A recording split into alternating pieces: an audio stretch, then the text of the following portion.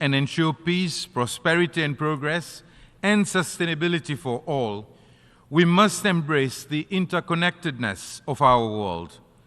Climate change knows no boundaries. Poverty respects no borders, and the quest for peace requires a collective effort. Seychelles, as a nation uniquely positioned amidst the vast Indian Ocean, knows firsthand the significance of global cooperation in addressing climate change, ocean conservation, sustainable development, and maritime security. Seychelles remains committed to its pioneering role in marine conservation, protecting vast areas of our ocean and marine ecosystems. But we cannot succeed alone.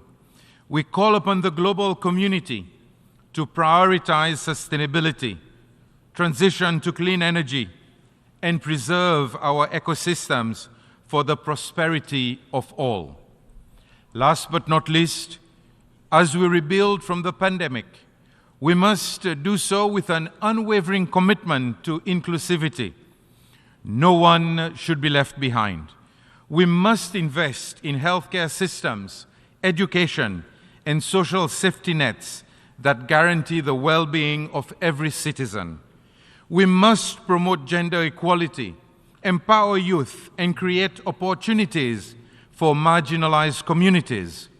Inclusivity is not just a goal, it is the cornerstone of a just and equitable world. Excellencies, to conclude, rebuilding trust is paramount. Trust is the foundation on which nations cooperate, and it is through trust that we foster meaningful partnerships and collaborations. We must rekindle trust among nations, between governments and citizens, and across various sectors of society. This requires transparent and accountable governance, bolstered by an unwavering dedication to the principles of democracy, human rights, and the rule of law.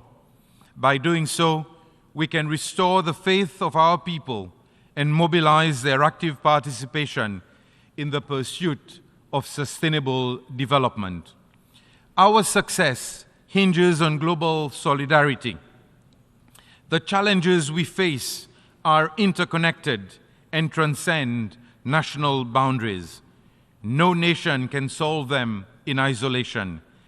Therefore, we must strengthen our bonds of solidarity, cooperation, and mutual support.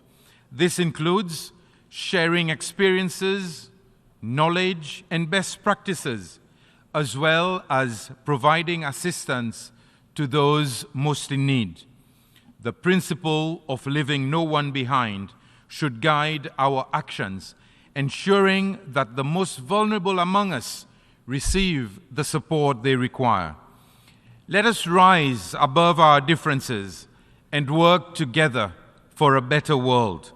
Rebuilding trust and reigniting global solidarity is not just an option, it is the only way forward. Together, we can accelerate action on the 2030 Agenda and its Sustainable Development Goals, creating a world that embraces diversity, respects nature, and ensures a future of peace, prosperity, progress, and sustainability for all. I thank you. On behalf of the Assembly, I wish to thank the President of the Republic of Seychelles for the statement made, and I request protocol to escort His Excellency.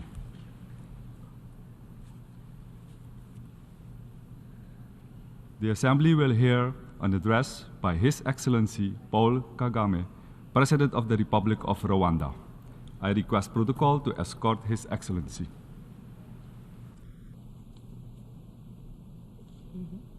On behalf of the General Assembly, I have the honor to welcome His Excellency Paul Kagame, President of the Republic of Rwanda, and to invite him to address the Assembly. Excellency Denis Francis, President of the General Assembly, Excellency Secretary General Antonio Guterres, Excellencies, Heads of State and Government, distinguished ladies and gentlemen. This year, the World Health Organization declared that COVID pandemic is no longer a global health emergency. Recovery is well underway, but unfortunately, the starting line was not the same for all of us across different regions. This year's SDG Summit has once again raised the alarm about slow pace of SDG implementation, and I commend the Secretary General for the sharp focus he is bringing to this issue. Developing countries are constrained by a debt crisis, including higher costs of borrowing.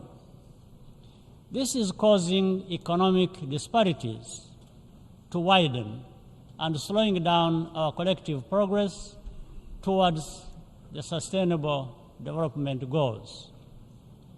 The primary cause of this crisis is high interest rates in developed economies in order to correct for years of quantitative easing. At the same time, developing countries face exaggerated risk premiums for both currency and political risk, which are simply unjustified. We need serious cooperation to address this. In developing countries, we also have a responsibility to be accountable for the quality of our financial governance and the management of our natural resources. Increasing access to finance also requires reform of our global financial institutions. In this regard, we welcome the proposals of the Bridgetown Initiative, as well as the Paris Summit for a new global financing pact. Rwanda also supports the second replenishment of the Green Climate Fund to create the fiscal space for vulnerable nations to tackle climate change. Africa and small island developing states, many of which are represented in the Commonwealth, want to work with partners and be part of the solution. That is an important outcome of the recent African Climate Summit held in Nairobi under the leadership of President William Ruto. However, we must not only cool down on climate, we must also cool down on conflict. Today, there is no sign of ongoing conflicts ending anytime soon. We do not even see hope from those with the most influence that an end is in sight. Innocent lives are left alone to carry the burden of this instability. That is a profound injustice. The migration crisis is a case in point. Every year, migrants and refugees undertake dangerous journeys in search of a better future. Rwanda remains committed to working with partners, including the United Nations High Commissioner for Refugees, to contribute to a durable solution. This decision is informed by our experience and knowing firsthand the pain of losing everything and not having a place to call home. That is part of our promise to leave no one behind. We continue to need a more effective forum to manage global crises. That's why the United Nations was created in the first place. However, that does not absolutely absolve any country or region of the responsibility to address the governance shortfalls which are the root cause of instability. In this regard, I welcome the Secretary General's report on a new agenda for peace. Bilateral interventions, to which Rwanda contributes actively in various places, can provide a rapid response to a crisis situation. But to have a lasting effect, the need to pave the way for multilateral engagement and international political progress.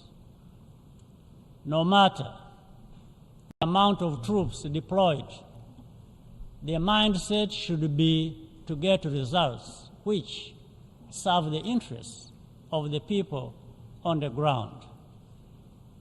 Paying lip service to peace and getting lost in process and formalities only serves to confirm the selective attention of some in the international community. We still have a long way to go.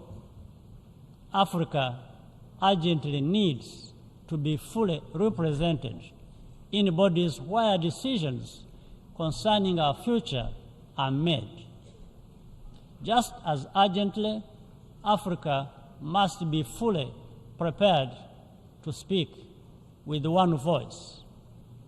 Ultimately, a more effective development cooperation framework must give equal weight to everyone's needs and priorities. That is what builds fair and equal partnerships and a more just and peaceful world. That's what we all claim to want, even as we too frequently fall short. In that spirit, allow me to commend the United Nations Development Program, led by Akim Steiner, for the Timbuktu initiative to strengthen the African startup innovation ecosystem. This week, the International Telecommunications Union, led by Doreen Bodan-Martin, together with UNDP, unveiled a major new initiative on inclusive digital public infrastructure. Rwanda is very happy to be associated with these efforts, which show the United Nations at its best. For Rwanda, the source of our solidarity comes from our commitment to never allowing a repetition of the tragedy that was inflicted on us nearly 30 years ago.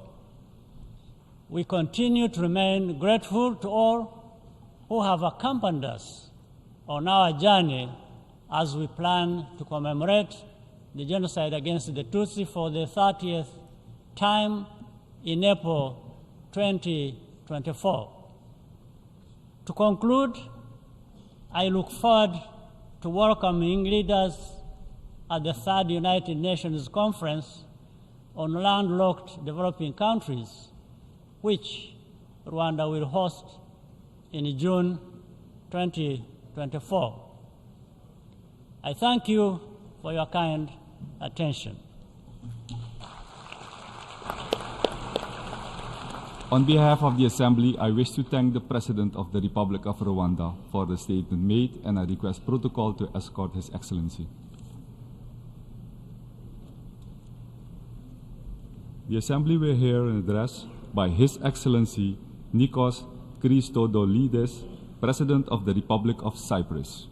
I request protocol to escort His Excellency.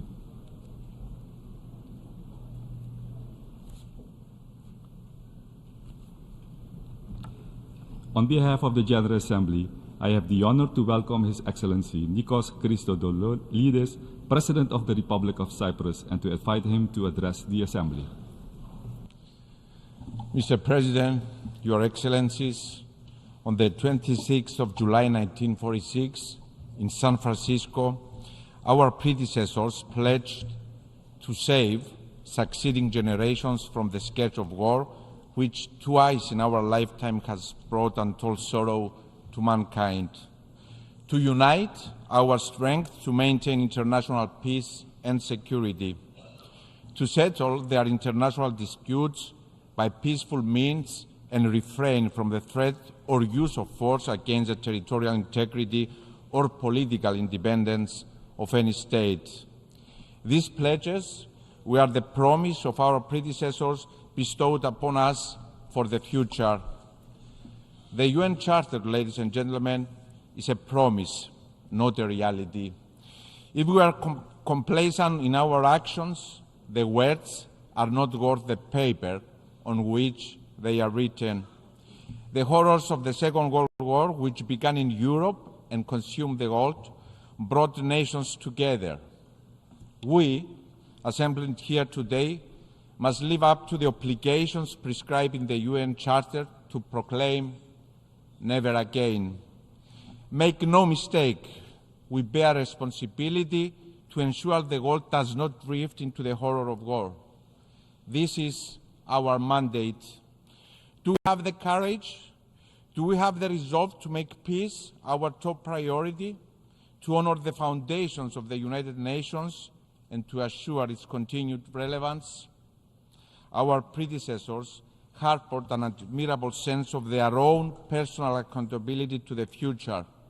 I believe it is that sense of personal responsibility from the individual that underpins the idea and the reality of a United Nations throughout the world.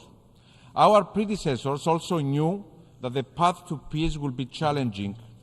They had the resolve, the deep belief, the knowledge that it will require the ability of all people to come together to make peace a reality, so that their children and the generations to come, so that our children today will not be scarred by another world war. But they also had the greatest of all impetuses. The world, the leaders that came before us inherited ashes, not institutions. They had no choice but to look to multilateralism, to international law, respect for the sovereignty and the territorial integrity of all states.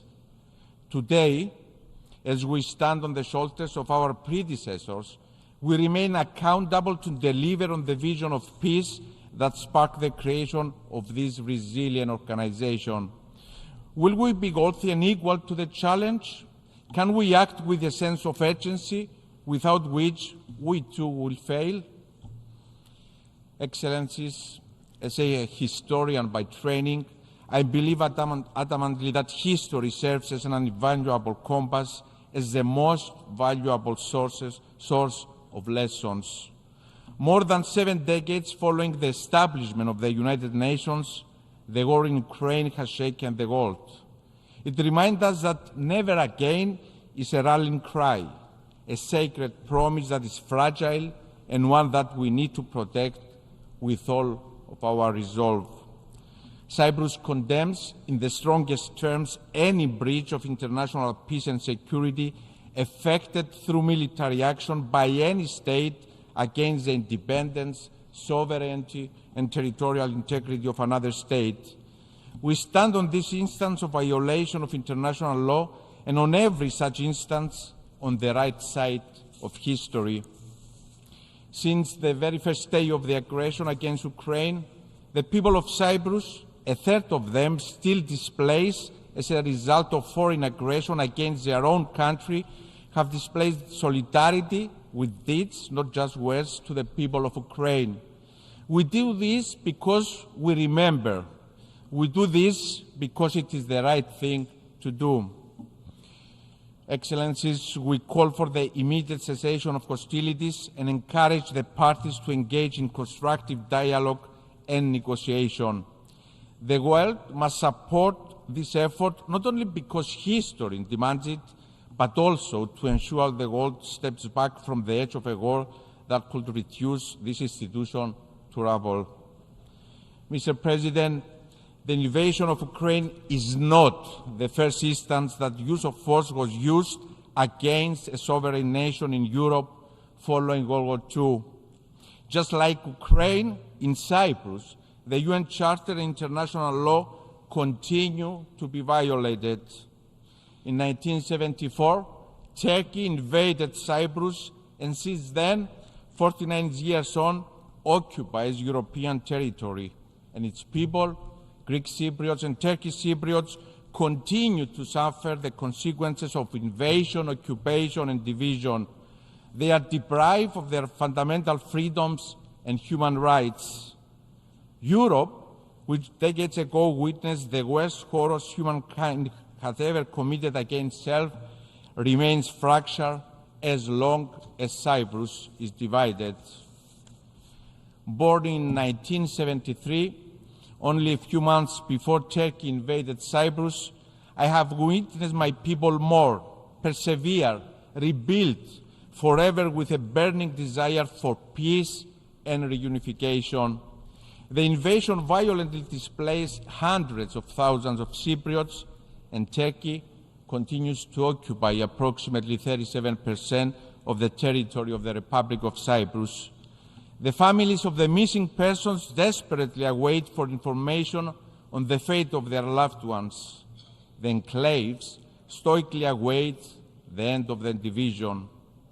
One of the lessons we are reminded of by the recent invasion of Ukraine is that in the absence of lasting, viable peace, the resulting fragility can lead to destabilization with far-reaching consequences, not just for the country concerned, but for the region to which it belongs and for the world at large.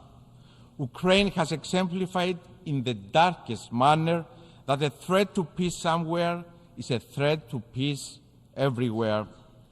In the absence of a peace path and process in Cyprus, there is a serious risk, and one that we have seen materialize in the recent past, of further violations of international law, which create instability and with ramifications well beyond Cyprus. We have witnessed the Turkish military forces perpetrate further violations in Varosha, the fence area of Famagusta.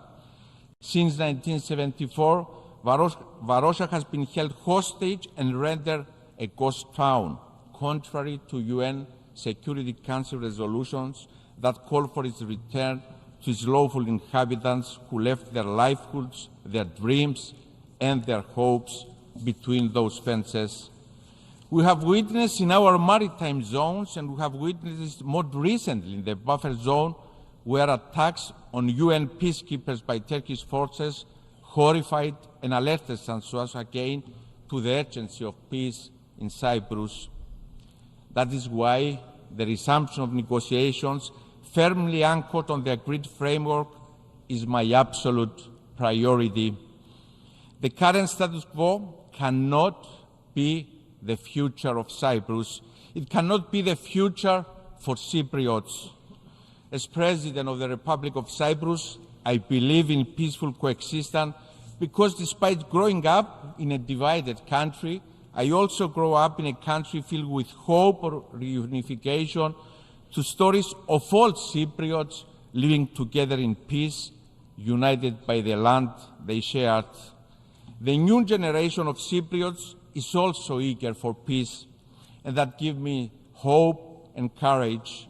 Ahead of my journey to New York, I received a plethora of messages from my Turkish Cypriot compatriots, particularly from the younger generation, calling me to exert every effort to reunify Cyprus. My message from this podium to my Turkish Cypriot compatriots, to all Cypriots, is that I hear their call for peace. I understand their concerns, and I assure them that I will spare no effort to make our common dream of reunification and peace on our island a reality. And I want to be able to tell them that the world, the United Nations, the living words of the UN Charter also hear their call for peace. Excellencies, I stand in the General Assembly for the first time, fully aware of the responsibility that has been bestowed upon me to do my utmost to safeguard the future of the Cypriot people, Greek Cypriots and Turkish Cypriots alike, who want to end the division of their country, to coexist and to co-create. Working towards peace in Cyprus is my absolute priority, and I want to take today's opportunity to also send a personal message to President Erdogan. There is not and never will be another basis for a settlement of the Cyprus question to that dictated by the UN Security Council resolutions. Dear Mr. Erdogan, illegality stemming from invasion, aggression, and the use of force cannot be recognized. Cyprus and Turkey are neighbors bound by geography. Peace in Cyprus will send a resounding message of peace in a region and a world that desperately needs it. It will also change the geopolitical map of our neighborhood with a ripple effect in Europe, the wider Eastern Mediterranean, and throughout EU-Turkey relations. Gunboat diplomacy and strong arm tactics belong to the past. They are not the tools of visionary leaders. This is our time to bring the UN Charter to life, a charter of peace between and among us. No one stands to gain from conflict and division. We and the generations that will come after us stand to gain from dialogue, from good neighborly relations. So, Mr. Erdogan, let us work together by a vision of peace. Let us build a brighter future for our countries through dialogue and respect for international legality. Ladies and gentlemen, in this great hall, we all feel the weight of history on our shoulders. The great women and men who have given us this organization and institutions expect us to strengthen them, grow them, and to take personal responsibility for their future. I'm here today with clarity of purpose and determination. The sole effective medium to address this risk of instability generated by the absence of a peace path is to pave one, to foster dialogue through which positions and concerns of all sides can be addressed and discussed in good faith. I stand ready to negotiate boldly and courageously on the Cyprus question in good faith, always within the agreed UN framework that call for a bizonal, bicommunal federation with political equality as defined by the relevant UN Security Council resolutions. At a time when international legality is under attack, international law, the UN Security Council resolutions must prevail. I'm committed to negotiating a settlement that will safeguard the fundamental freedoms and human rights, the interests of all my Cypriot compatriots, Greek Cypriots, Turkish Cypriots, Maronites, Armenians, and Latins, all equal. A comprehensive settlement that will allow them to prosper in coexistence and peace, free of any anachronistic dependencies and system of guarantees that have no place in a European country. That is why resumption of peace negotiations based on the agreed framework, preserving the acquis of the previous round of negotiations, is essential. As the UN Security Council has resolved, it is high time for the United Nations to become a driving force of dialogue by appointing, as a first step, an envoy on the Cyprus problem to explore and prepare the ground for the resumption of negotiations. The United Nations and its Secretary General have the responsibility prescribed in the UN Charter to act as a catalyst for peace in Cyprus. In doing so, it can be facilitated by the European Union, which also has the tools necessary and which has expressed its commitment to deliver so as to reunify its last divided member state. Just like the United Nations, the European Union is also a project of peace.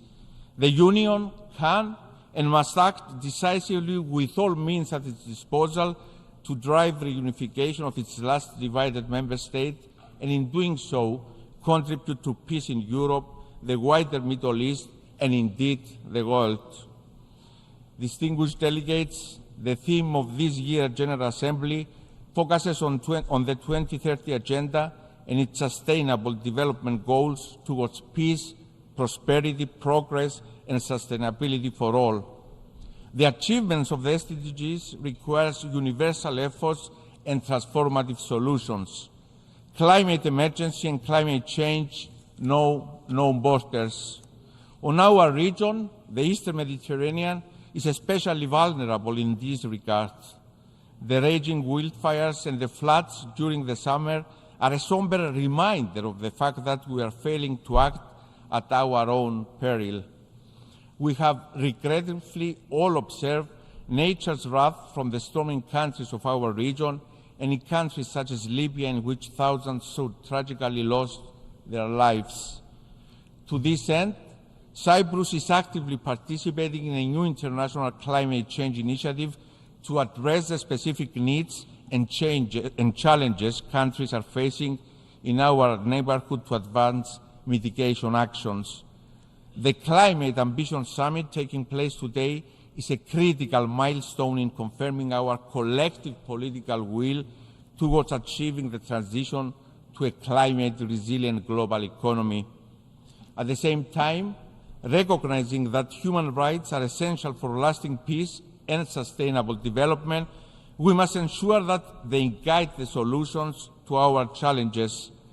The International Human Rights Agenda is a priority policy for Cyprus, and it is exactly for this reason that we announce our candidacy for the Human Rights Council for the period 2025-2027.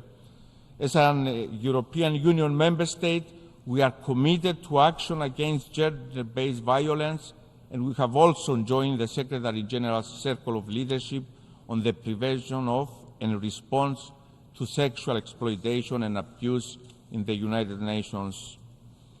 Ladies and gentlemen, in 1946, Winston Churchill declared that the dangers and difficulties in establishing conditions of freedom and democracy and permanently preventing war will not be removed by closing our eyes to them, nor by a policy of appeasement to aggressors.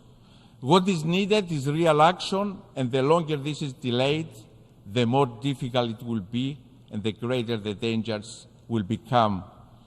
Cyprus is at the crossroads of Europe and the Middle East, in part of the world that is no stranger to conflict and instability. We are, however, convinced that the Eastern Mediterranean and the wider Middle East are changing the narrative of being a region in turmoil. We can become a hub of stability, peace, and cooperation, an exemplar of the change capable in the 21st century. Cyprus seeks to act as a facilitator for this common vision and has come together with its immediate neighbors, with Egypt, Israel, Jordan, Lebanon, Palestine, and Greece, building a solid network of cooperation that is underpinned by a vision to make the Mediterranean Sea a sea of peace, cooperation, and prosperity. We shall continue on this path of multilateralism anchored on respect for international legality, and we call on all countries of the region that share these values to join us. This is, after all, the essence of the guiding principles that founded the United Nations 78 years ago. Peace. I come before you today asking for us all to work together toward peace. It is nothing new or groundbreaking, but it's a world changing, and we need to remind ourselves every day that it is within our reach and our responsibility. Thank you very much for your attention. On behalf of the Assembly, I wish to thank the President of the Republic of Cyprus for the statement just made, and I request protocol to escort His Excellency. The Assembly will hear an address by His Excellency Haile Geingob, President of the Republic of Namibia. I request protocol to escort His Excellency.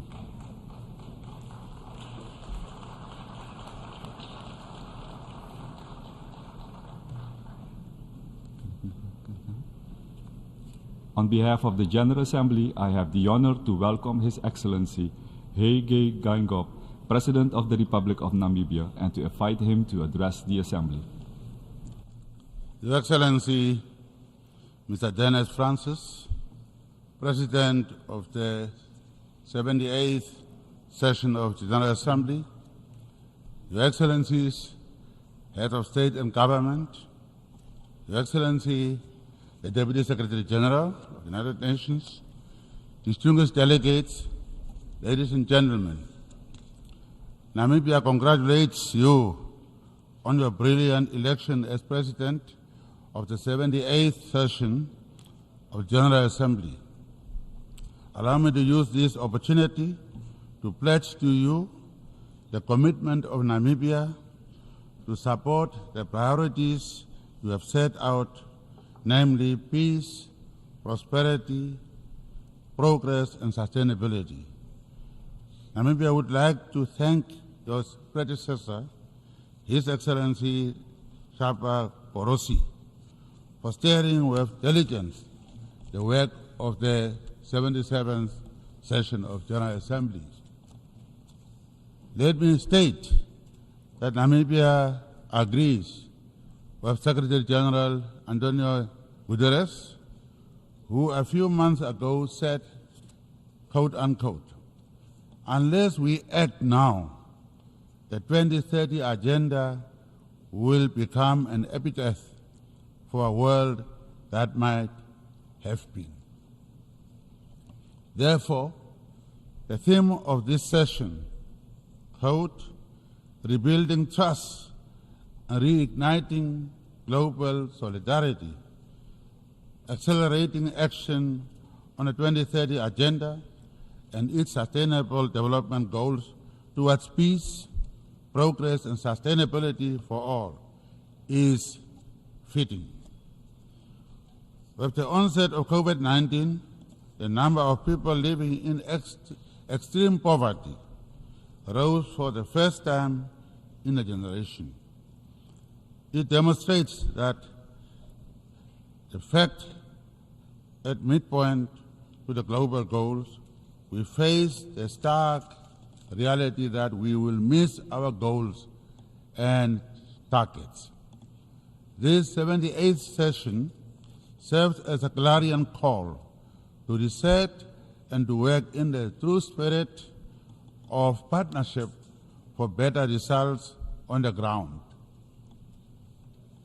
Indeed, the world is in a state of flux, and progress is uneven.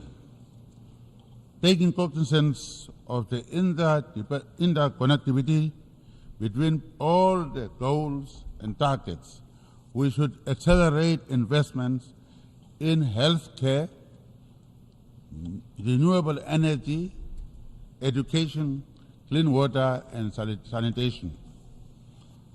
The terrifying gap between wealthy and the marginalized is not just a moral concern, but also a threat to political stability and harmony. We are therefore duty-bound to create an environment where prosperity is shared and is inclusive. In our collective pursuit of the 2030 Agenda, Namibia looks forward with hope and optimism to the Summit of the Future next year as an opportunity to prioritize meaningful reforms that can reinvigorate the global goals to give impetus to the broader system-wide UN reform agenda. Namibia also welcomes UN 2.0 and a quantity of change, aiming to provide the United Nations family with the cutting-edge capabilities in data, digital innovation, and expertise in order to deliver better and effective member states' support to accelerate development. Mr. President, the health of a nation is a bedrock for all developmental activities.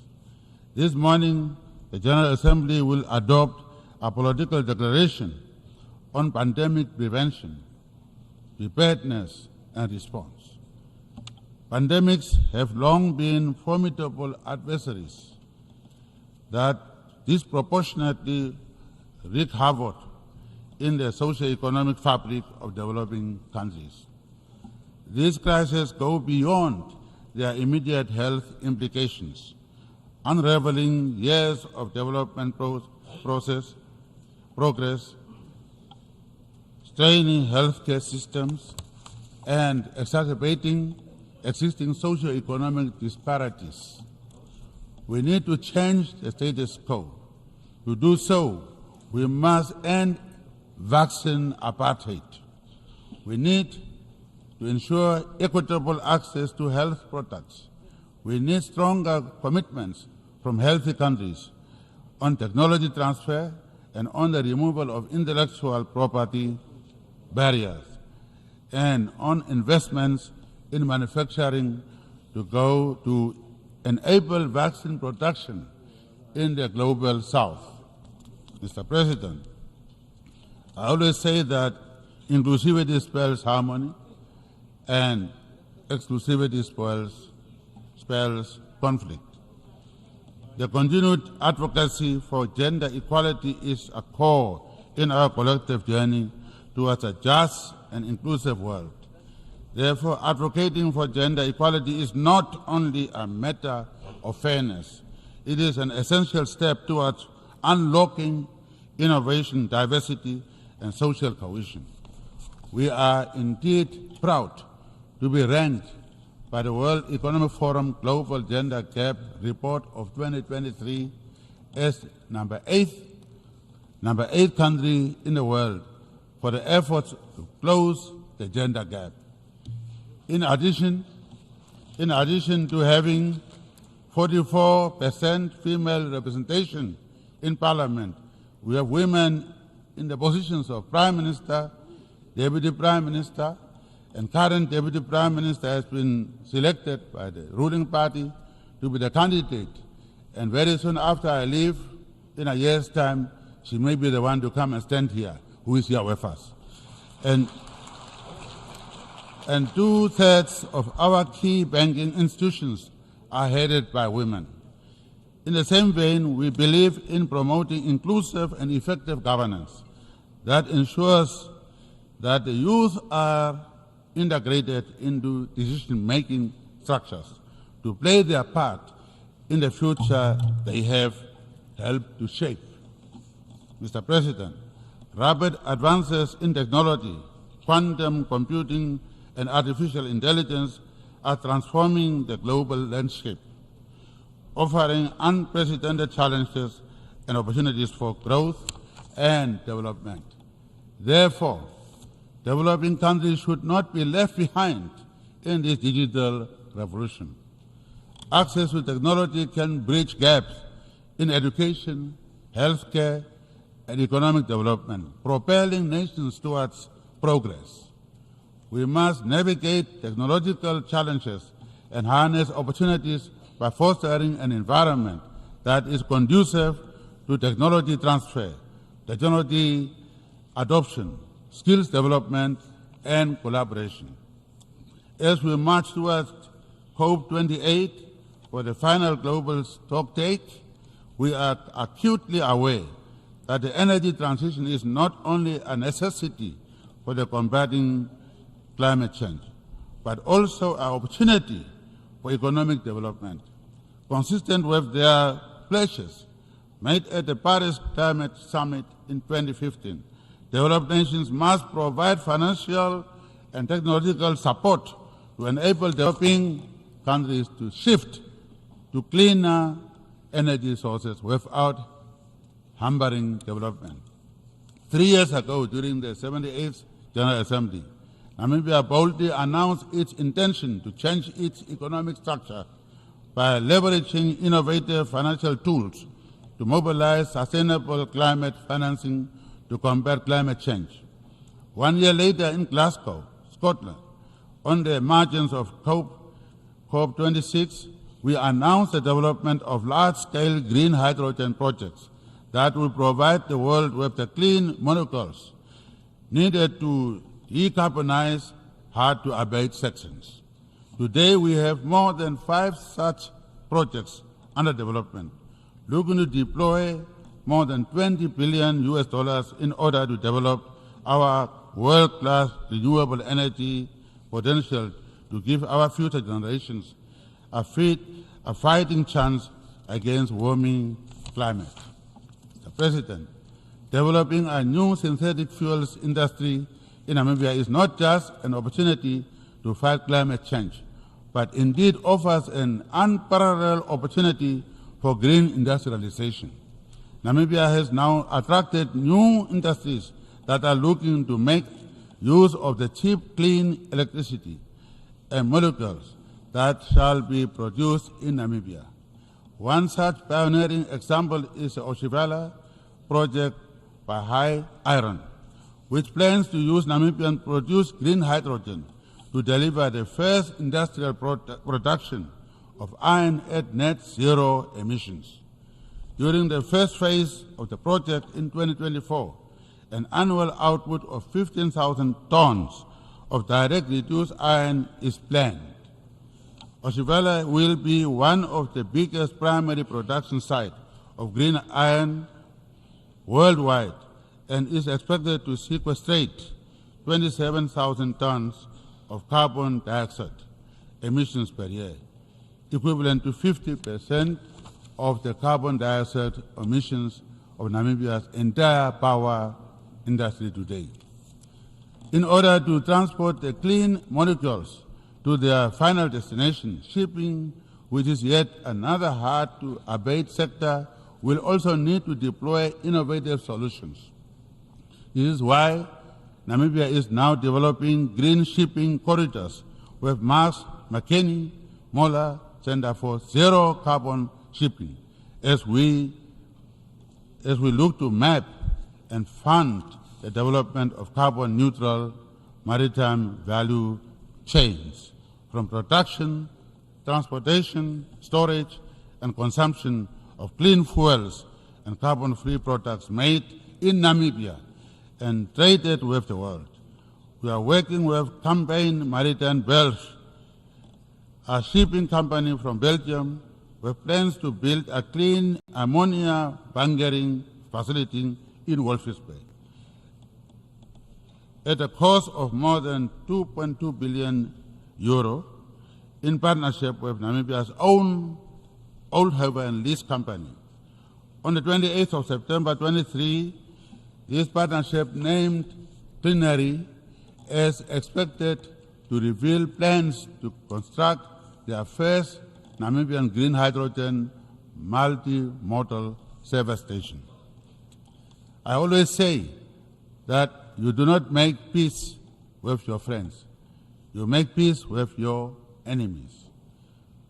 Punitive measures imposed for over half a century on the Republic of Cuba have brought untold hardships that have disenfranchised the Cuban people. The embargo against the Cuban people remains unjust and must therefore be lifted. Namibia appeals to the United States of America to remove the Republic of Cuba from the list of state sponsors of terrorism, as there is no evidence to support such classification.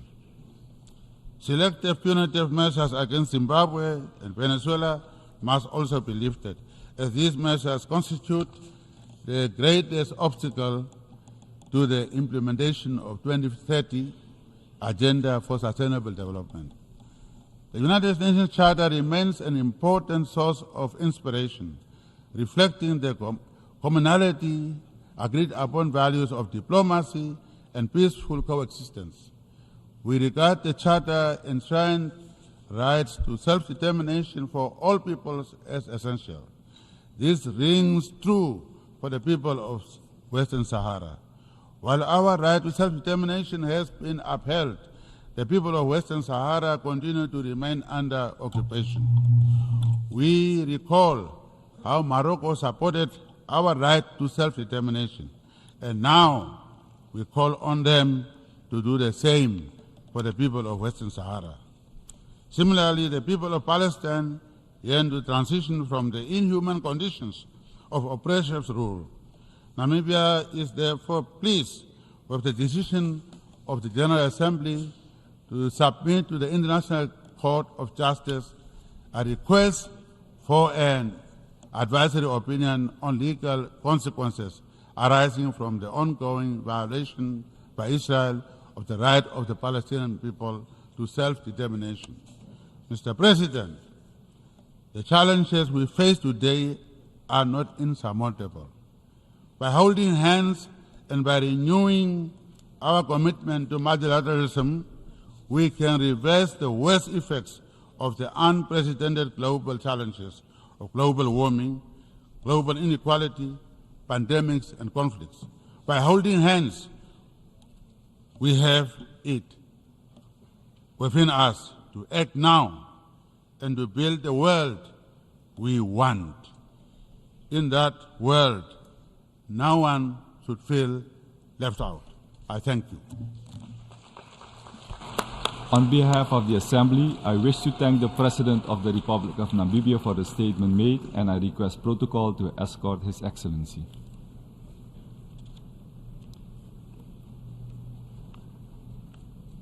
The Assembly will hear an address by His Excellency Klaus Werner Iohannis, President of Romania. I request protocol to escort His Excellency.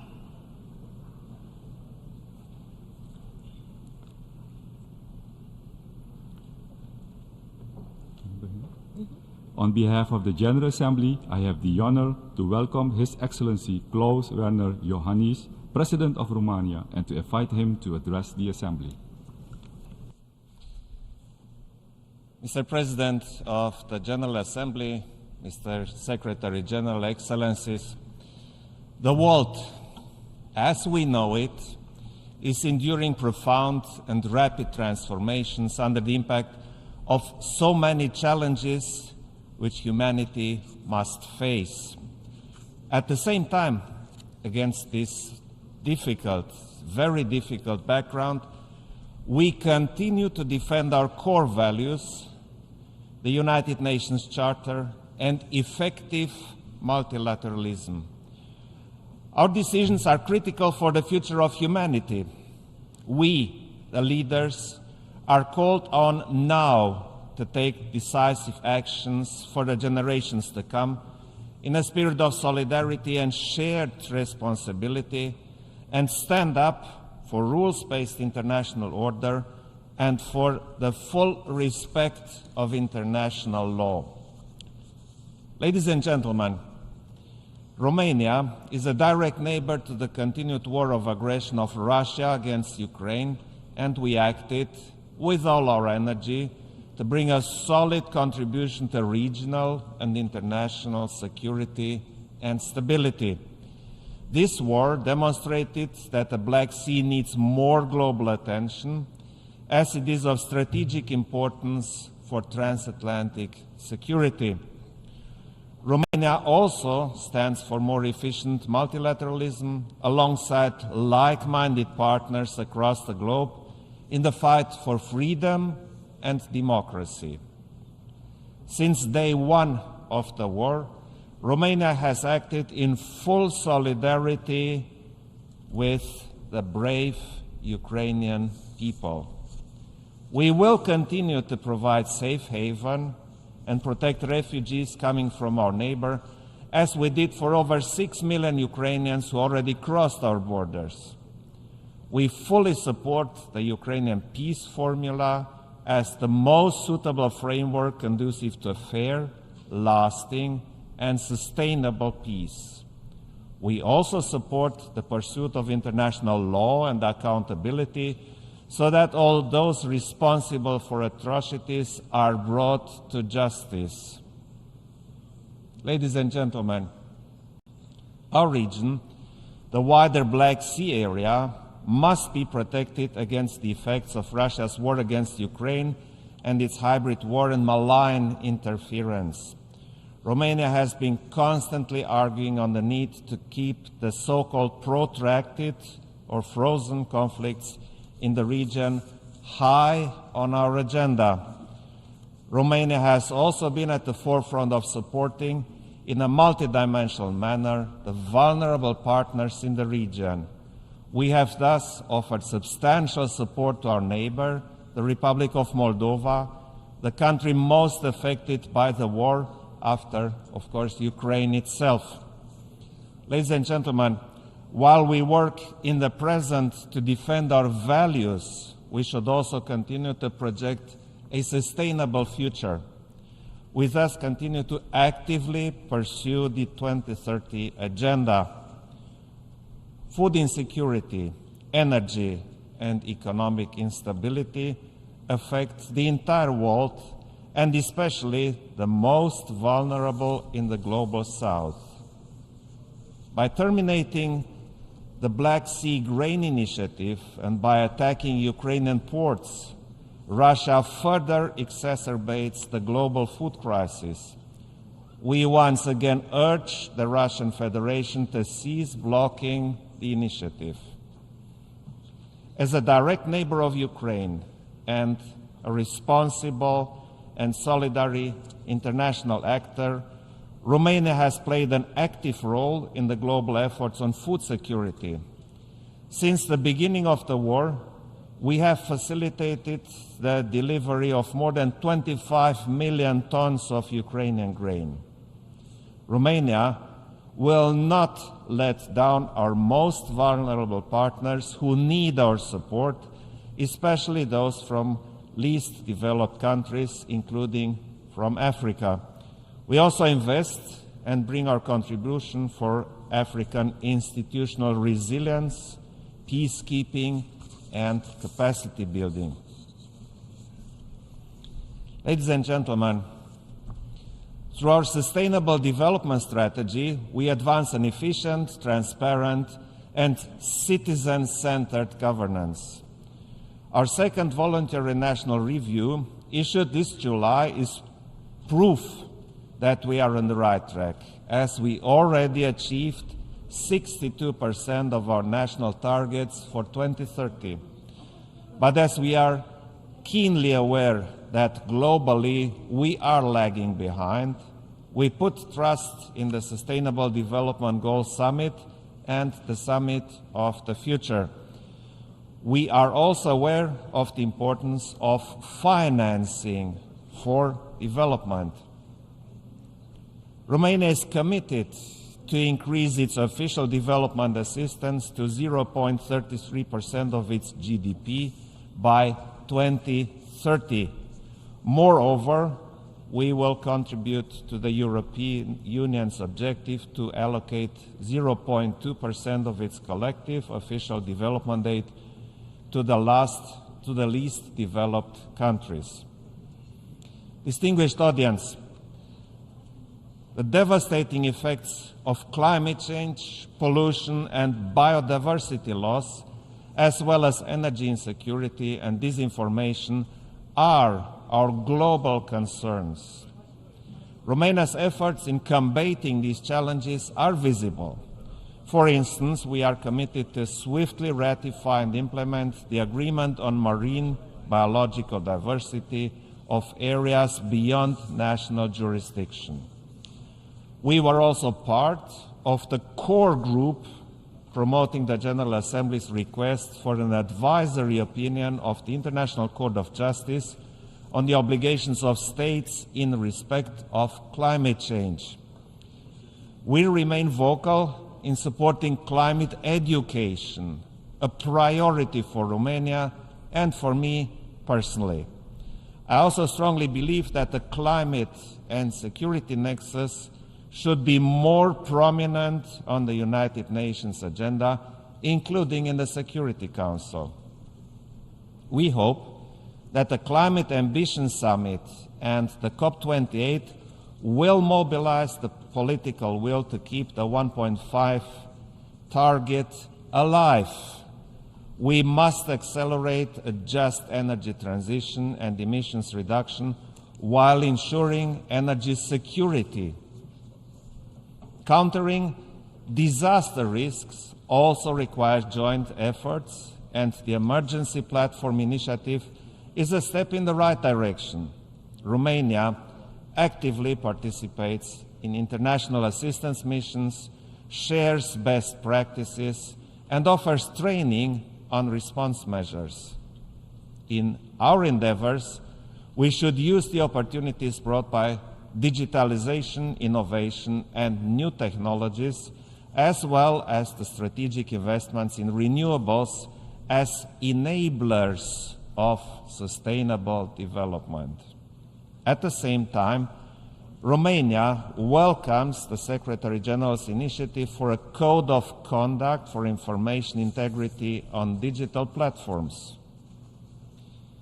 Distinguished audience, in the current geopolitical context, the key for an efficient multilateralism is to ensure its successful reform, which cannot be delayed any longer. An enlarged Security Council could include important additional voices from the African group, from various small island developing states, and even from the smallest regional group, the Eastern European one. As we celebrate 75 years since the adoption of the UN Declaration on Human Rights, Romania strongly advocates for strengthening the UN human rights system, including for its adequate funding. As a member of the Human Rights Council, we continue to be an active supporter of democracy, rule of law, non-discrimination, freedom of expression, children's and women's rights. At the same time, the full respect and promotion of international law remain at the very core of our foreign policy. As an example, Romania is advocating for an enlarged acceptance by states of the jurisdiction of the International Court of Justice, and we count on your support for our solid candidature for the World Court. Dear colleagues, next year's Summit of the Future represents an excellent opportunity to find joint global solutions. The Pact for the Future must provide the United Nations with the tools to deliver for us and for future generations. We must stand for our people and for the future we want. I thank you.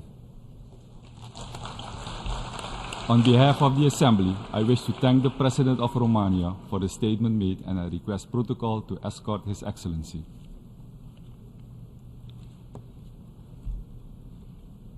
The Assembly will hear an address by His Excellency Chandrika Prasad Santokhi, President of the Republic of Suriname. I request protocol to escort His Excellency.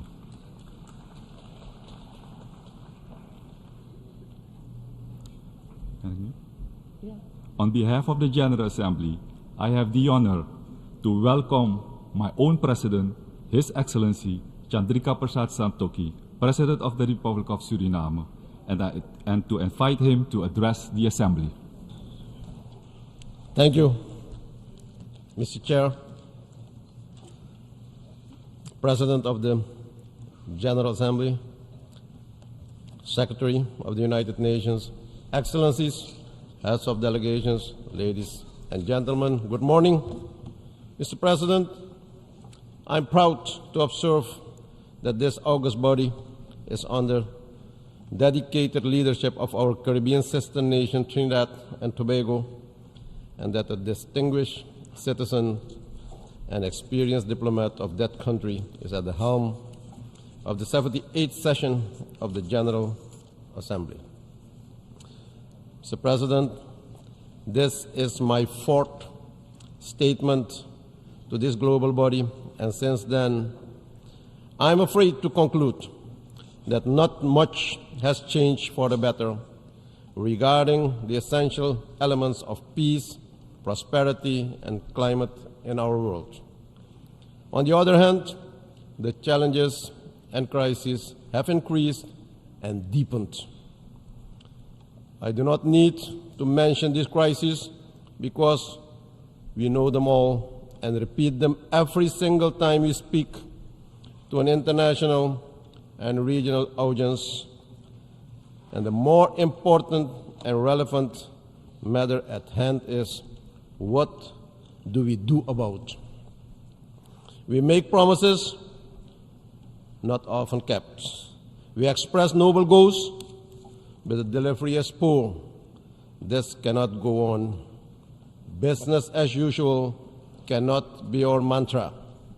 No country is spared of the effects of this crisis, especially developing countries like my own country, Suriname. And no country can solve these challenges alone. It is worth mentioning that we humans are responsible for these crises, and we must take responsibility for them, and we must also express collective leadership to solve these problems effectively.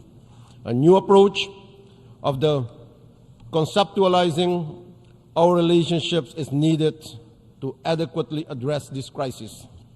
A new kind of multilateralism that is more just, effective, and forces us to unite. One that will demonstrate respect and commitment to international law and cooperation. It is therefore of utmost importance to transcend national interests and look to our common goals, and we must put aside ideological differences to constructively deliver for the prosperity of our people and the protection of our planet. We simply cannot expect durable solutions in a rapidly changing world if we do not reset the buttons. Mr. President, as world leaders, we have stressed that upholding firm commitments to international principles and international law, the principles of the United Nations Charter, and effective multilateralism are a conditio sine qua non to address these global challenges and threats. The role of the United Nations in defense and upholding of these principles through dialogue, constructive engagement, and concrete action remains crucial. Therefore, a strong, determined, and United Nations is a must. Mr. President, the multiple global and national crises, such as debt burden, domestic effects of climate change, the financial economic downturn following the COVID-19 pandemic, the impact of the raging war in Ukraine, have put tremendous pressure on the implementation of the SDGs on a major scale. Limited financial and technical resources had to be allocated for many emergencies just to make sure that no one was left behind. Mr. President, let us remember that building resilience and leaving no one behind is not a choice. I want to reiterate that for small developing countries with a low-lying coastal area, the fiscal pressure due to other crises beyond our doing is a real and a daily problem. However, I remain of the view that the earmarked transformation envisioned by the 2030 SDG agenda remains both possible and essential. Mr. President, as we know, food security is a major challenge. And just a few days ago in Cuba, I stressed the importance of science, technology, and innovation to increase food production and optimize the inputs needed to make agriculture more productive. And during my visit, Mr. President, I personally experienced the negative impact of the long-standing embargo, an embargo that does not achieve what it was meant for. The CARICOM Food Security Program is an example to reduce the region's food import bill by 25% by the year 2025 and promote local production with modern technology. Mr. President, the reach and impact of digital technologies will only continue to increase in the coming years, and it is crucial that the benefits of this innovation are leveraged to ensure an accessible, transparent, safe, and secure, digitally transformative environment. To implement this comprehensive strategy in a coherent manner, my country has recently designed and adopted a National Digital Strategy 2023-2030. Mr. President, the political, humanitarian, and security environment in Haiti is deteriorating. While I appreciate the efforts made so far to assist in finding an immediate solution, much more political efforts need to be made to translate the intentions into real actions. The people of Haiti are looking toward a regional and international community for assistance. At the same time, the Haitian stakeholders, which are divided in opposing groups, must demonstrate the will to dialogue and reach consensus for a way forward in the shortest time possible.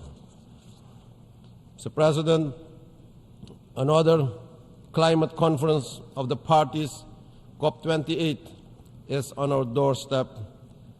As we are amidst in the reality of the increased intensity of the devastating global impact of climate change, it is regrettable to admit that despite some efforts, the world is still far from reaching the required level of emissions.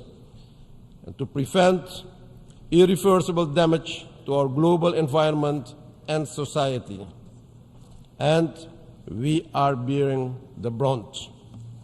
While Suriname currently is experiencing extraordinary high temperatures resulting in challenges with regard to the availability of drinking water, inland areas are increasingly flooded by heavy rainfall, and coastal areas are threatened by the rising of the seawater level. As a consequence, the people living in remote parts of our vast interior are deprived of work, education, basic utilities, and food security is under threat. As one of the only 3 carbon negative countries in the world, Suriname remains committed and continues to play its part in protecting the planet through national actions, but also through engaging in strategic international public and private partnerships that will contribute to remaining carbon negative for now and also for the future. We cannot go to Dubai in less than 2 months and hear the same analysis, the same stories, the same policies, the same speeches with noble goals, the same promises, and after that, nothing happens. Ladies and gentlemen, yes, it takes too long to make the required decisions that will have a meaningful impact and all will improve our living conditions. We need easier access to climate financing to implement mitigation and adaptation policies. We must walk the talk regarding loss and damage. We must join efforts that call for compensating highly forested countries for the so-called removal credits, as these countries so far have acted as carbon sinks for the whole world without any compensation. Mr. President, many of us have raised the urgent and comprehensive reform of the international financial architecture as the most critical issue to address the economic, financial, and environmental challenges faced by developing countries. An integral part of this reform process must include the discussion on new ways of classifying countries. And I ask all of us to contribute to the proposed multidimensional vulnerability index. Mr. President, my country, Suriname, is at the cusp of promising commercial development of newfound oil and gas resources. These developments and also the capital generation will allow us to provide for our population a social, health, and education system that will facilitate increased production in other sectors, creating a sustainable future for the current and the next generations. Suriname has, over the past 3 years, gone through a financial and economic reform process whereby my country people, citizens, had to sacrifice in many ways. Coupled with the COVID pandemic, the impact of climate change, the effects of war in Eastern Europe, and a high debt burden, the impact on the people in my country was even worse. I want to assure that the international community that my government is committed to remain a carbon negative country with an enormous biodiversity pool and a low deforestation level. During the Amazon Summit held last month in Belém do Pará in Brazil, we and 7 other countries have committed to a better management of the Amazon region. We committed to even stopping deforestation by the year 2030. We are committed to the application of high international environmental standards so that the impact of the environment can be minimized. Mr. Chair, we do this to finance our committed transition to an economy that is primarily based on renewable, non-carbon-based energy generation by 2060. I announce with a certain degree of pride that we recently registered our carbon credits for the first time on the UNFCCC registry. That was done with our own, albeit limited, capabilities. And we shall see how the market responds to these new resources. All these commitments are made to contribute to saving the planet and life on Earth.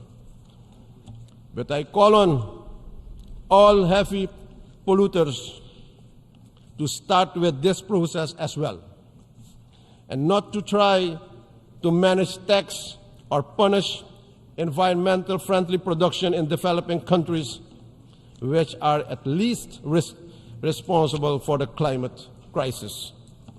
Real change must particularly come from the more developed countries. In closing, Mr. President, together, let us harness our collective strengths, knowledge, determination to create a world where resilience and inclusivity are not just aspirations, but realities. Only through joint efforts we can build a future where no one is left behind and where the Sustainable Development Goals become a shining beacon of hope and progress for all.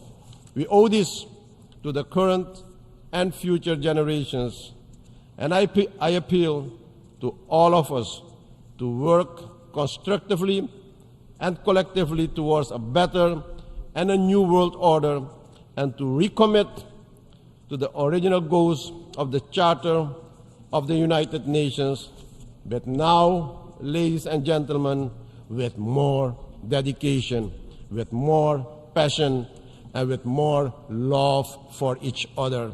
I thank you, and may God bless you all. Thank you. On behalf of the Assembly, I wish to thank the President of the Republic of Suriname for the statement just made, and I request protocol to escort His Excellency.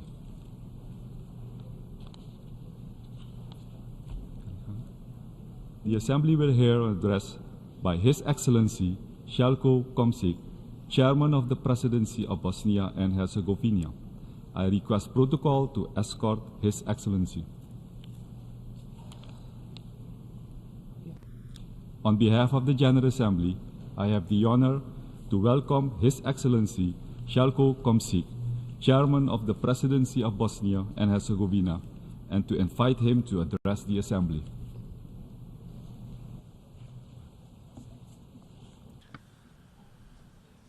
Mr. President, Mr. Secretary General, ladies and gentlemen, excellencies.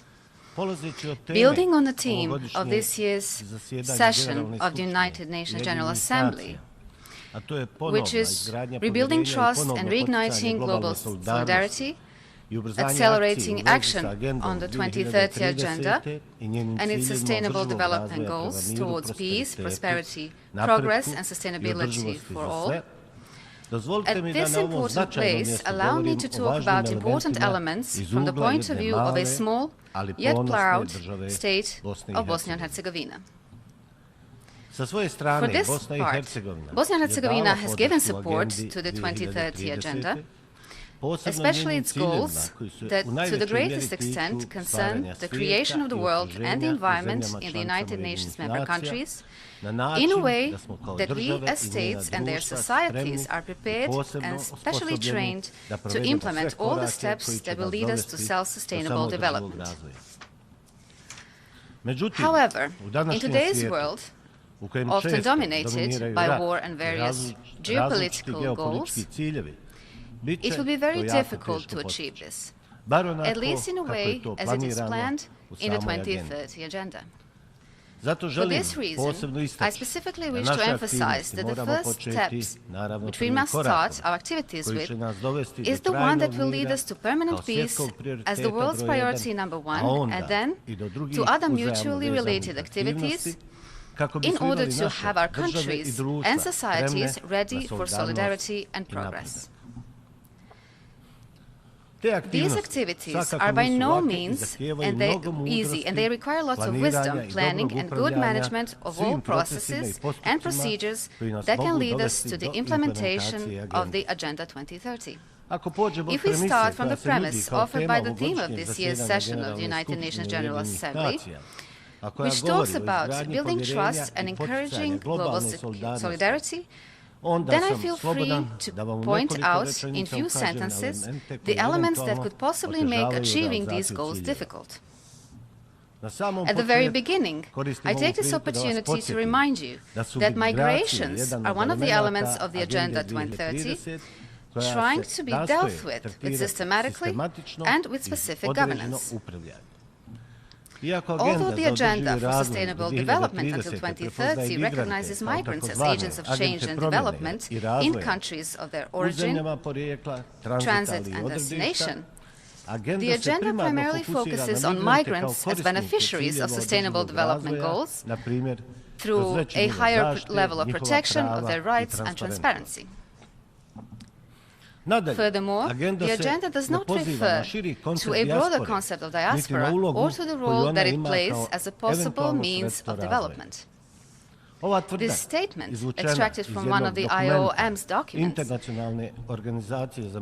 International Organization for Migration, is most certainly true, but when it comes to the starting point of migration, that is, go out of the field of certain countries, then we will certainly see several things that are undeniably happening.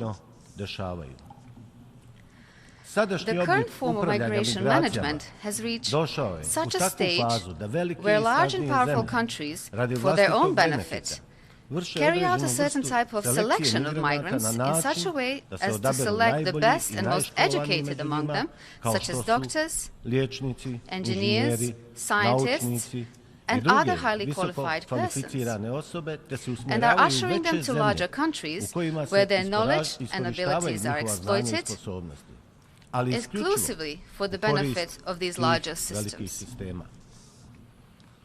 In larger countries and larger systems, such selected migrants can be agents of change or bearers of various improvements, but at the same time, the potentials and capacities of smaller countries from which the migrants come from are being weakened.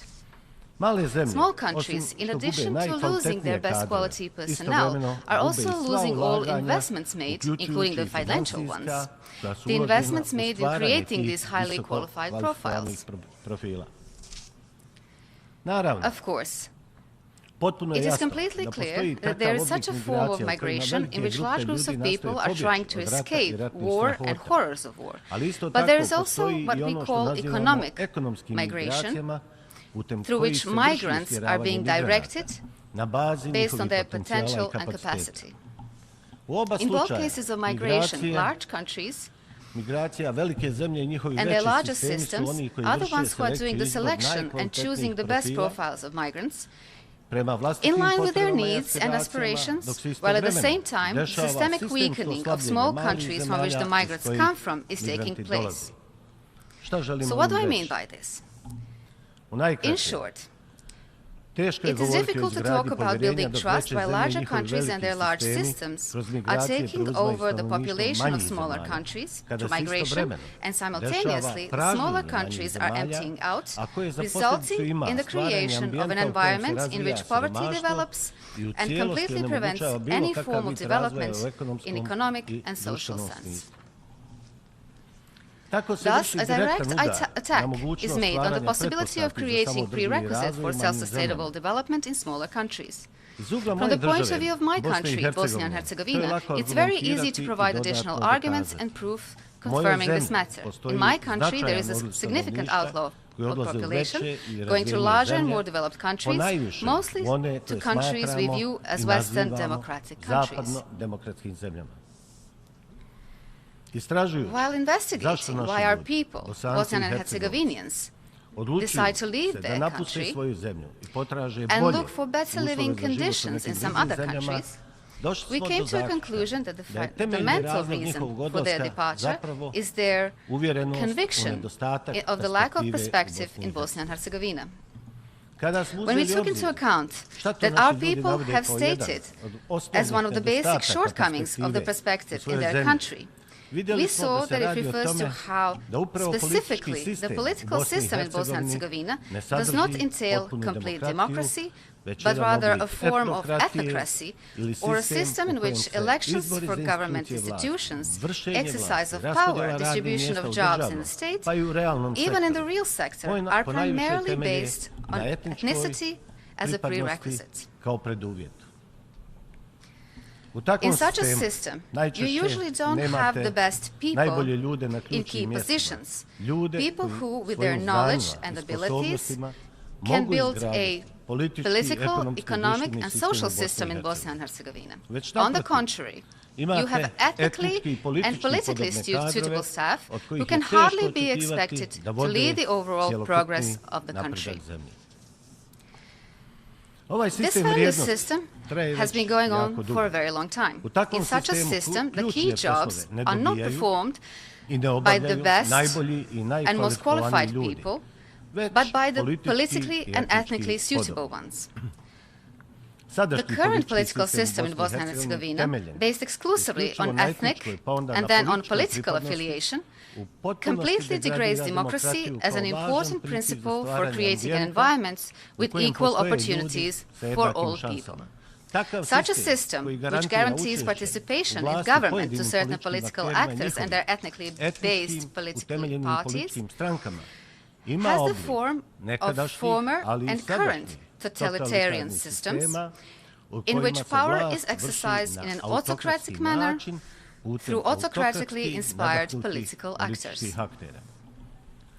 As a result of this unfinished political system, we have a slow development of the country, while such politics obstruct what, in my opinion, is one of the key goals of my country, its its path to membership in larger supranational systems such as the European Union or NATO alliance.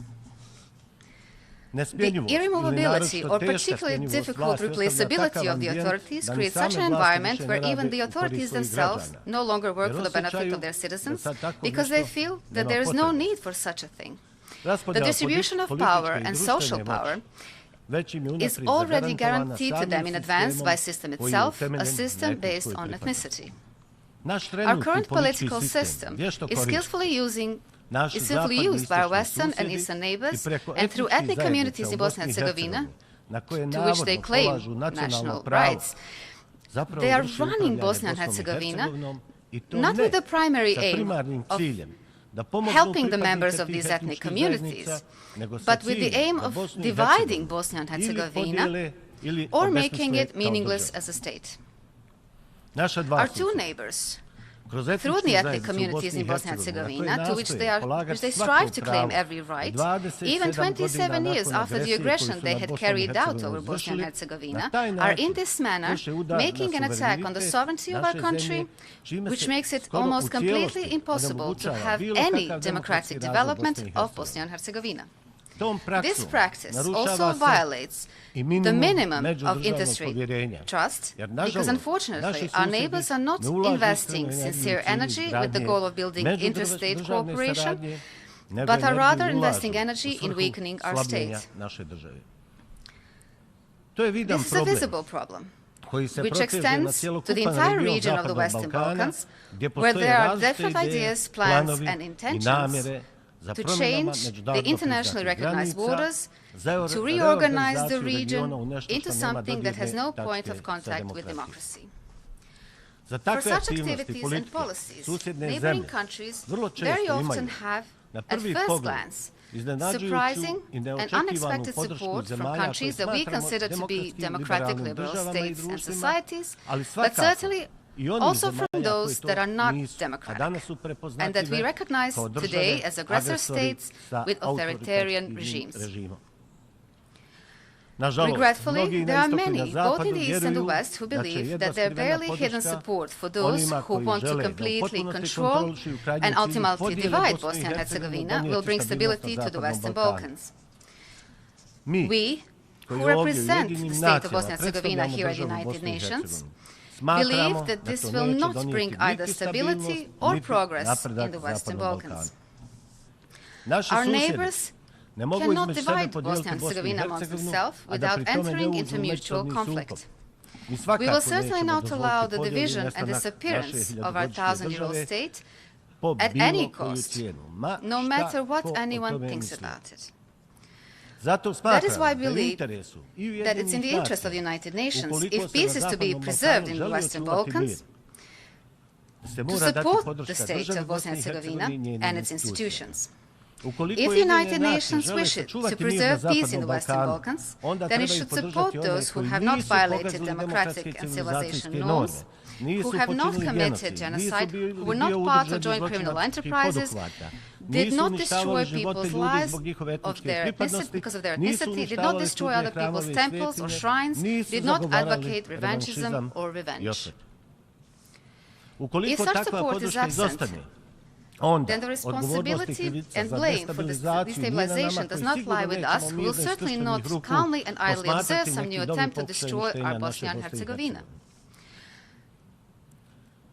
However, the fundamental problem of Bosnia and Herzegovina lies in the inequality of citizens in the political and electoral system, the result of which is an ethnic system of governing the country, a system that is destined to be conflictual in itself. In addition, the ethnic system of exercising power in my country continuously creates space for nepotism and corruption in all segments of society, especially in government institutions. As a consequence of the ethnic system of exercising power, we have a nepotism in the selection of people to perform the most important political and economic jobs. The ethnic political system in my country is the one that generates and encourages nepotism and corruption the most, and nepotism and corruption destroy social cohesion and trust within a society the most. That is why We, for decades, have not been able to create a society of equals, and with that, a society of equal opportunities, because with the employment through family connections and corruption pertaining to most important positions, one loses hope on the possibility of having positive perspective. From this place, I want to ask an important question, and allow me to do this. How is it possible to build and achieve trust that will lead to the creation of prerequisites for development when we don't actually have enough democracy in our country? When our right to democracy is being taken away, and when an embargo to democracy is being imposed upon us, which leads citizens to great uncertainty and is the reason why they often decide to leave the country. The latest interventions of the international representatives in Bosnia and Herzegovina, like the intervention of the High Representative, by means of legal violence and the suspension of the entity constitution for 24 hours, which is an inconceivable precedent in the democratic world, did not remove obstacles to the normal functioning of the state, but rather strengthened the undemocratic ethnic principle and deepened the discrimination of citizens in the constitution and the electoral law. Democracy is the most important segment for building trust both in our countries and globally. It is very important, in order to create prerequisites for self-sustainable development, that the transition in these societies ends as soon as possible, through the transition from former totalitarian autocratic systems to a system based on full democracy. That is why we expect the support of actors from the international community, even though they occasionally resort to undemocratic tools, while they occasionally completely deny the possibility of developing democracy in Bosnia and Herzegovina for the sake of their goals.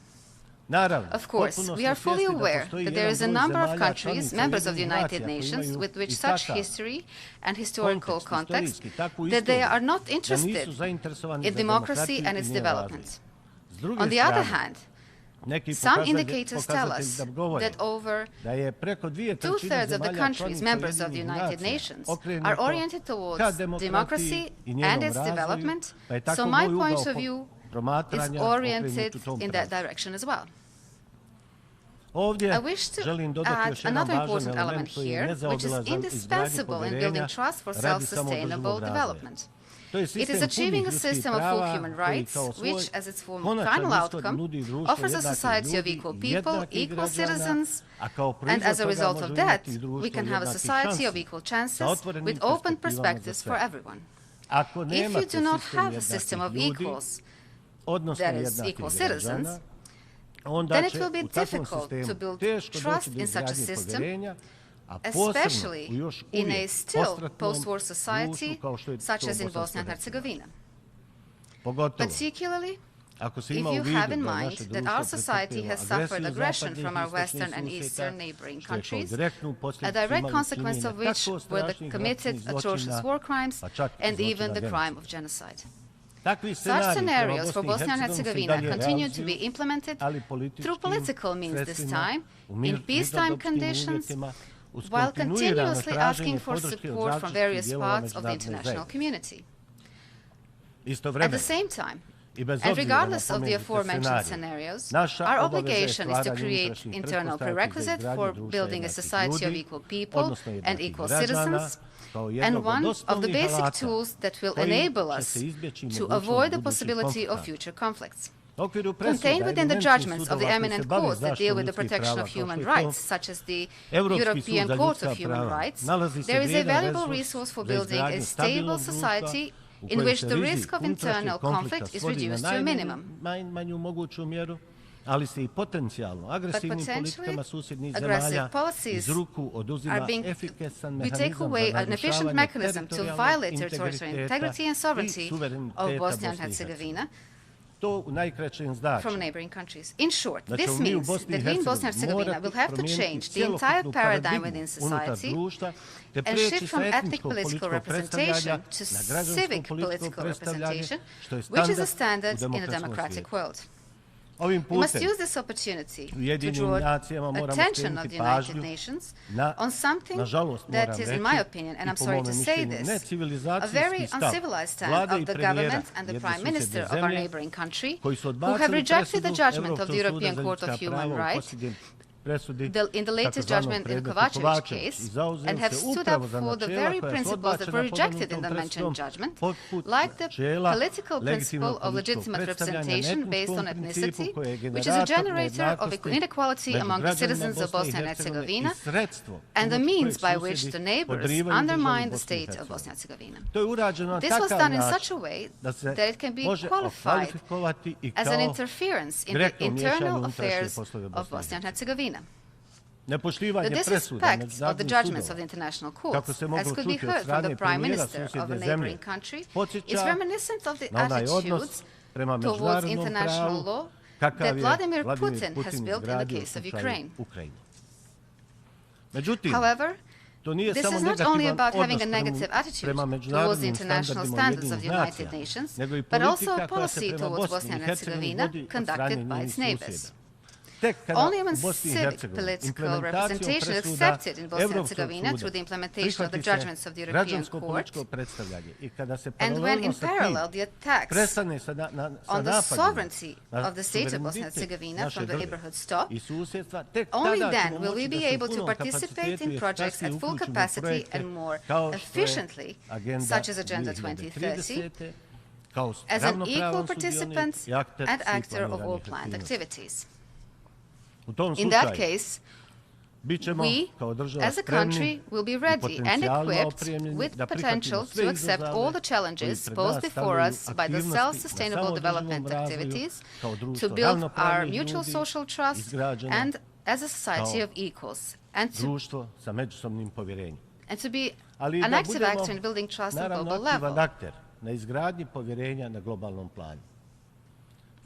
I believe you share my opinion in that, in societies dominated by inequality, you will not be able to be a legitimate actor in promoting ideas of self-sustainable development through building trust and global solidarity for all.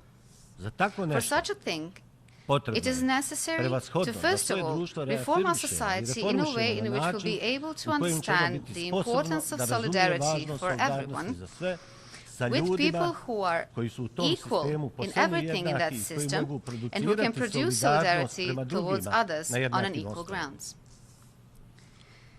In the conclusion of this address, in addition to everything previously stated, I would like to emphasize that Bosnia and Herzegovina will actively work on the implementation of Agenda 2030. We will work on building trust and solidarity for all. By rejecting the discriminatory ethnic concept, we will simultaneously reject the system dominated by nepotism and corruption, and thus bring our society into the ranks of democratic and mature societies. Then we will become a society and a country that can actively participate in world processes within the framework of the fundamental principles on which the current world order and what we call international community rest. The transition process of our society can and should be relatively short, because the equality of all people is the basic premise of every modern democratic society, and in this respect, we count on the support of that part of the international community that can help us in this. I am aware of the existence of those parts of the international community which, for their geopolitical reasons, will offer resistance in order to keep Bosnia and Herzegovina, as well as the entire region of the Western Balkans, in a continuous state of destabilization and tension. Such people do not want democracy, but ethnocracy, disorder, and violence. And finally, I can say with certainty that Bosnia and Herzegovina has become a place where democracy and its values are being defended. And there are only two sides here. The one that is in favor of democracy and its values, and the other side that is an opponent of democracy because its goal is the establishment of autocratic systems, undemocratic in their nature. Ladies and gentlemen, Mr. President, thank you for your attention. On behalf of the Assembly, I wish to thank the Chairman of the Presidency of Bosnia and Herzegovina for the statement just made, and I request protocol to escort His Excellency. The Assembly will hear an address by His Excellency Nana Addo Dankwa Akufo-Addo, President of the Republic of Ghana. I request protocol to escort His Excellency.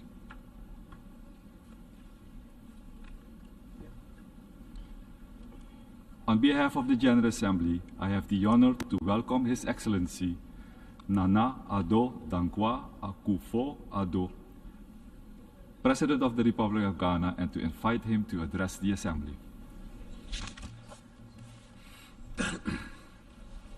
Mr. President, Secretary General, Your Excellencies, Ghana presents her compliments to you, Mr. President, and extends congratulations on your election to preside over the sittings of the 78th session of the General Assembly.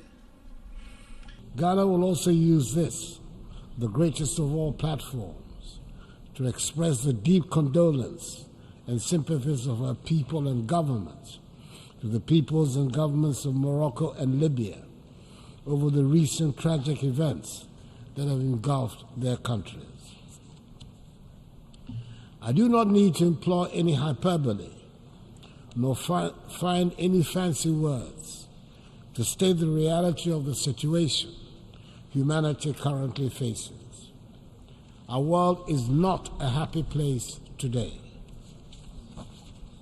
Wherever we look, and in whichever area of our lives to which we turn our attention, there is unhappiness, distrust, and loss of confidence in the structures that have guided the governance of the world since the end of the Second World War, nearly 8 decades ago.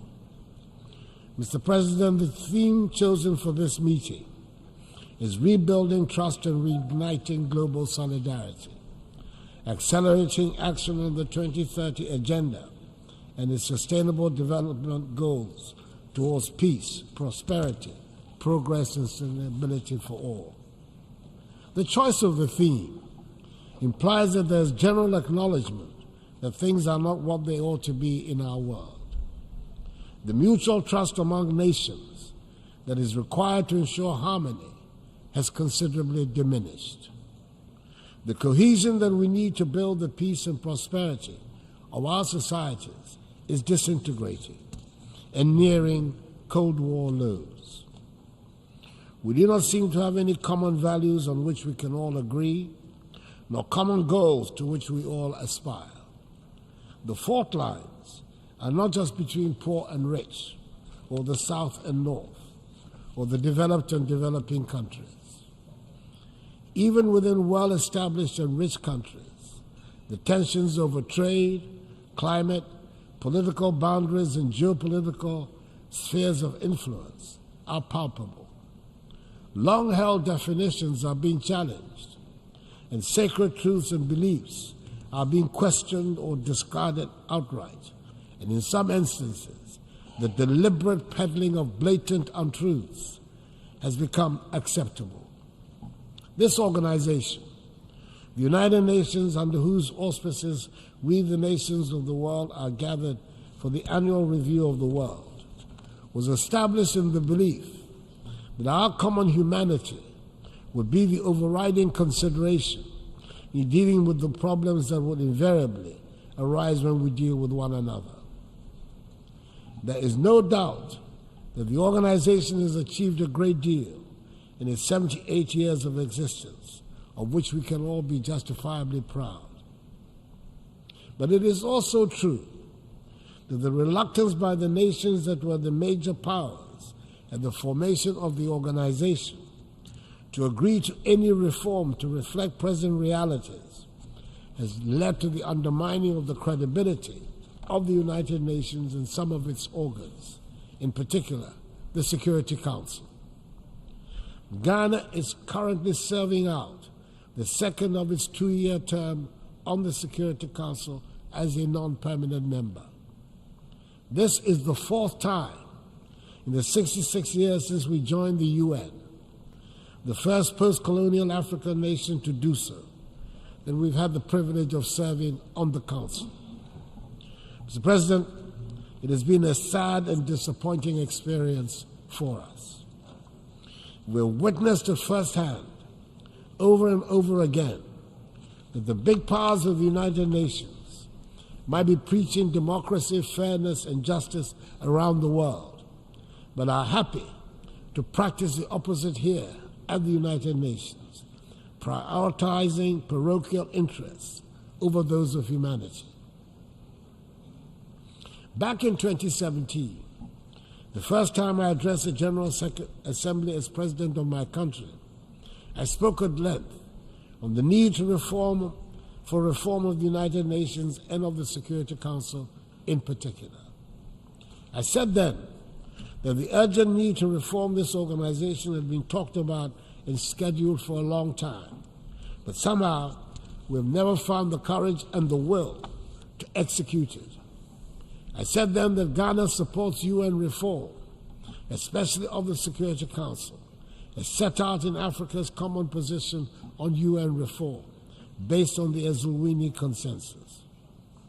Mr. President, I said then that the time was long overdue to correct the long-standing injustice that the current structure and composition of the United Nations Security Council represent for the nations of Africa.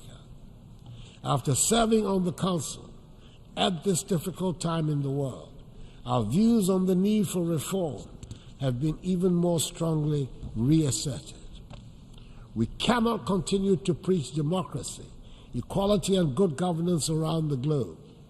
We cannot insist on peace and justice in the world when our global organization is seen by the majority of its members and the people of the world as hampered by an unjust and unfair structure.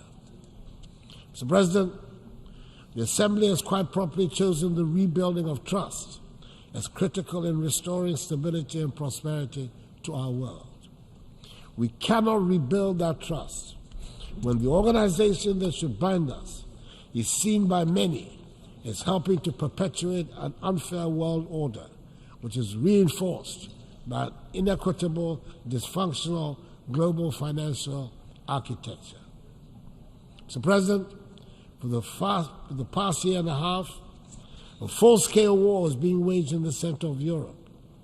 The United Nations appears unwilling or unable to influence the events taking place in Ukraine. Ghana has sat on the Security Council throughout this period and can testify that the global solidarity we seek to reignite under the umbrella of the UN will only happen if and when it suits those who wield the mighty power of veto. And at the moment, there's nothing to show that these countries have any interest or inclination to do so. Ghana still believes that this organization provides the best vehicle for the world to manage its hydra-headed problems, but it can only function effectively and meet our expectations when we reform the pillars upon which it rests. Anything short of that will continue to undermine its credibility. Mr. President, I do not refer to the events in Ukraine and seek to pretend to ignore the tragic events in my own neighborhood of West Africa and the Sahel.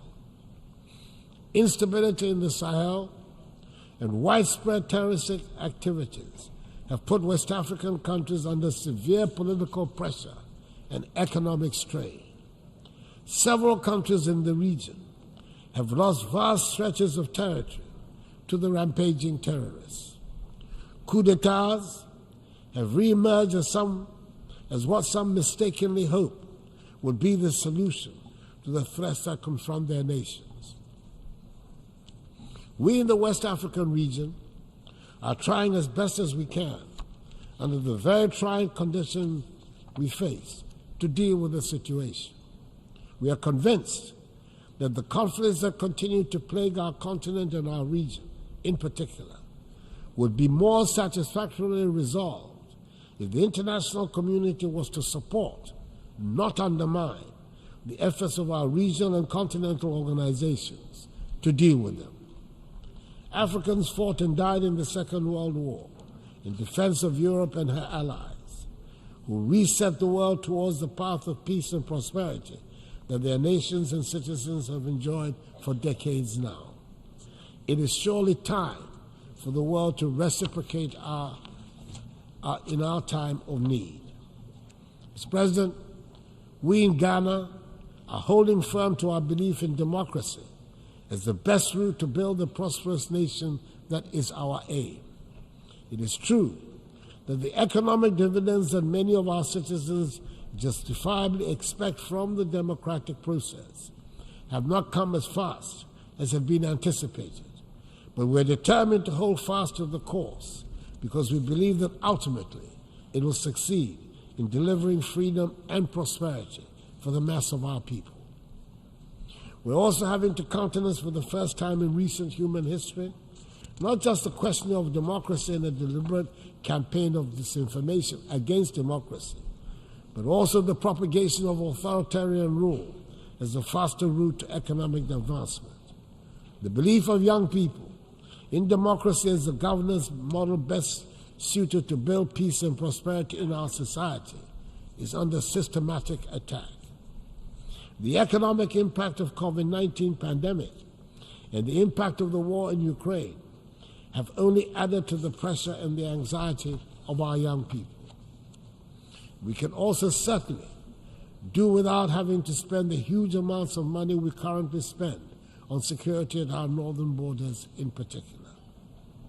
At this time, unhappily, we feel no sense of the international solidarity that we believe we should receive.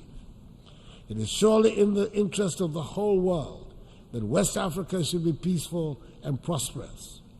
We want our young people to be part of a peaceful and prosperous West Africa, rather than part of the thousands that arrive at an unwelcoming Europe after perilous journeys across the Sahara and the Mediterranean Sea. Mr. President, we do not seek to shirk any responsibility for the problems we face that are of our own making.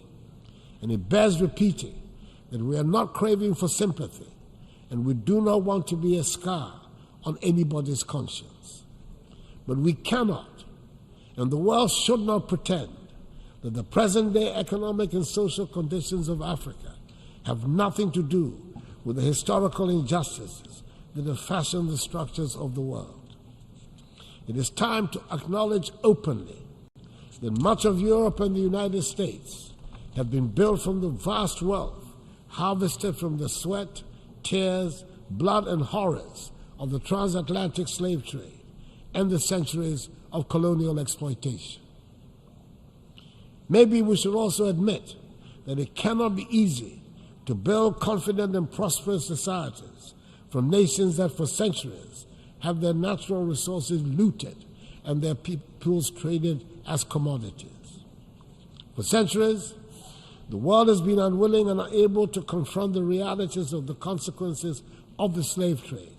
But gradually, this is changing, and it is time to bring the subject of reparations firmly to the fore.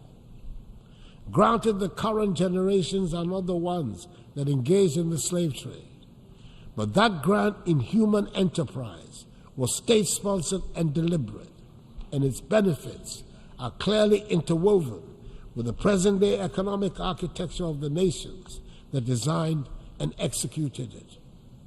Reparations must be paid for the slave trade. No amount of money